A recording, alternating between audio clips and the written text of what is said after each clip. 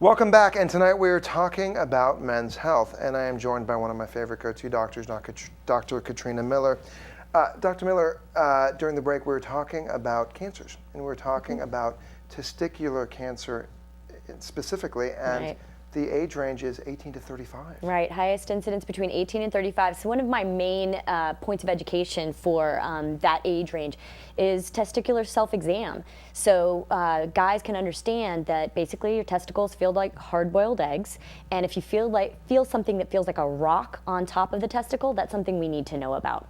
And testicular cancer has that highest incidence between 18 and 35, but it is the most treatable cancer if we can get it in time. And so if we can get it early, we can really treat it and make sure it doesn't become metastatic. But if it goes beyond that, it really can cause death. So What causes testicular cancer?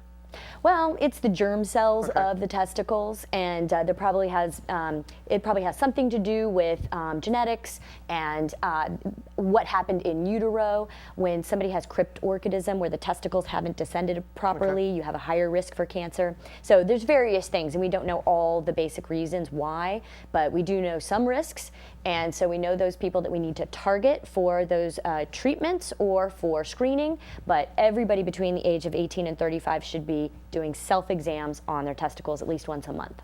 So guys, as women check their breasts, as long as you should as well, because out of every 100 females, one male is diagnosed with breast cancer as well. Yeah. True. Do your self-exam at home, because at the end of the day, you are your best doctor. Billy's now in his 30s, and what happens to him? Because let's just say that Billy's now a doctor. I'm sorry, we'll make Billy a doctor. Sure, And why he's not? married with kids and everything. What happens to him psychologically and physically, and going into the midlife crisis age? What is all that? Well, as you can guess, I mean, the 20s into the 30s, where a man is starting to have his family, also trying to keep up with his career and the job and the house and the finances, it can be a really tough time psychologically.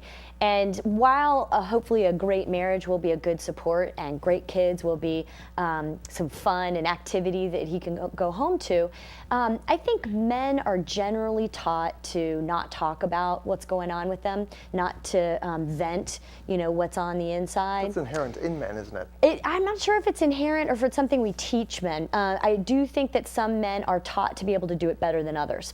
And so what concerns me is that a lot of men don't know how to talk about it, and so they won't talk about it, and they keep it bottled up inside. And if you keep those kinds of feelings bottled up inside, it can lead to depression, anxiety, panic attacks. It can also lead to worse things where you're feeling suicidal and you want to go do something drastic.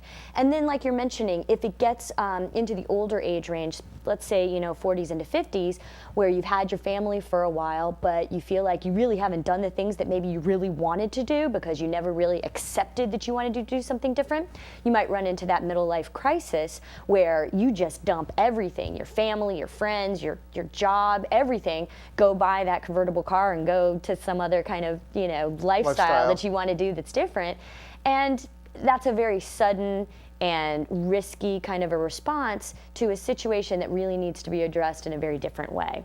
So the psychological issues with men, I really wish that they could feel more comfortable to be able to talk about things before they get to a point of a crisis. But also another thing too is a lot of men don't like to discuss their physicalities when they get older. Oh, right. A lot of men don't want to get checked for colon cancer, have their prostate examined, do a colonoscopy. Right. I'm okay, it's going to go away. What do you suggest to men to actually just say, guys, go in for the exam? Because what is it, over 40% of people that actually don't go in for colon cancer end up getting the disease and dying, which is tragic to me. Well, the problem is if you don't get screened, we're not going to catch it at an early time.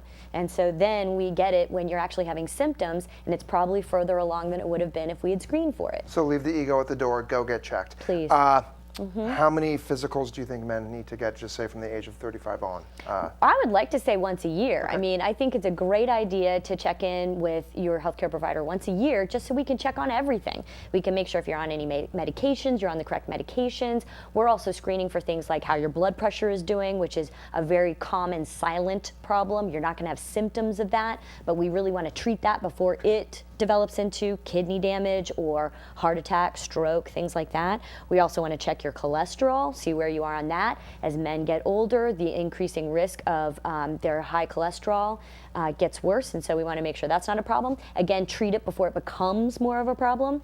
Checking for diabetes, higher incidence as you get older. We want to make sure that's not a problem and treat it before it even becomes a problem, before it becomes symptomatic. So things like that. So pretty much the tests are a blood test, a urine test, maybe the running machine to see how the heart goes. Right, would be blood a pressure, stress test for the heart. Stress test. So they're pretty simple tests that us guys can go through. Right. All the while maintaining a healthy appetite, a healthy diet, a colorful Healthy diet plate. and lots of exercise. Right, a colorful plate, lots of exercise. As much exercise as you can get. What does that mean, doctor? How much exercise? 150 minutes per week is what is recommended, and you can break it up however you want. So if you want to do 30 minutes 5 times a week, you can do it that way. If you want to do it 10 minutes here and there, that's fine.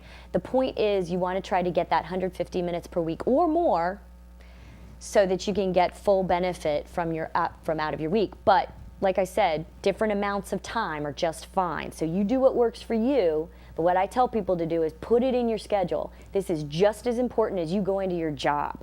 And so you put it into your schedule like you do go into a job, and you keep it there. And that's the way you're going to have a healthy lifestyle.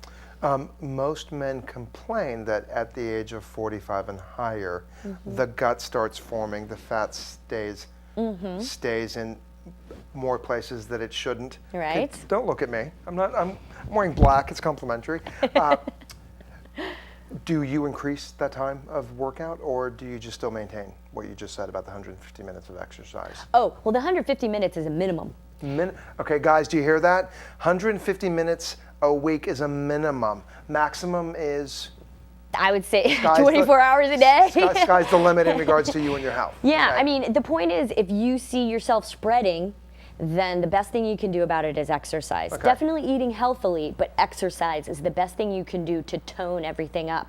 And so, and as you get older, your metabolic rate goes down, and just naturally you're doing less. It just tends to happen that way. And so you have to be more vigilant about getting more activity and more exercise.